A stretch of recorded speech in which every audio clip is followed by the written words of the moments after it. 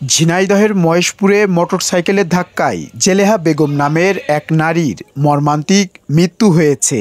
শনিবার সন্ধ্যার দিকে উপজেলার জগন্নাথপুর মোড় এলাকায় এ দুর্ঘটনা ঘটে। পুলিশ ও স্থানীয়রা জানায়, জেলেহা বেগম খালিশপুর মেয়ের বাড়ি থেকে নিজ বাড়িতে ফিরছিলেন। সন্ধ্যায় জগন্নাথপুর মোড় এলাকায় রাস্তা পার হতে গেলে দ্রুত গতির একটি মোটরসাইকেল তাকে সজোরে ধাক্কা দেয়।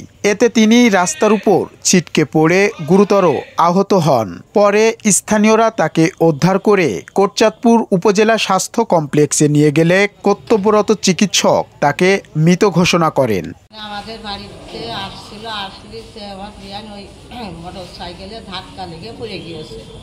গেলে তারপরে লোকজনে এখানে নিয়ে গেছে। উনি মেয়ের বাসা থেকে আসছিল, আসার সময় জগন্নাথপুর মোড়ে গাড়ি থেকে নেমেছেন। নেমে রাস্তা পার হওয়ার সময় একটা গাড়ি এসে ধাক্কা মারার পরে হাসপাতাল নিয়ে আসার পরে চিকিৎসক তাকে মৃত ঘোষণা করে। গাড়িটা চালাচ্ছিল মিরাজ নামে, আর মাঝখানে ছিল, আমি পিছনে ছিলাম, গাড়িটা আমার।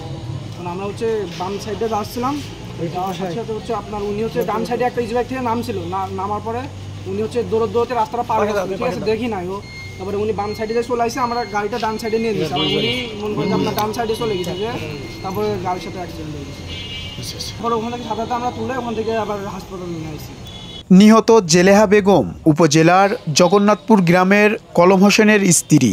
এ ঘটনায় এলাকায় শোকের ছায়া নেমে এসেছে। এমআর রাসেল, কাগজ টিভি।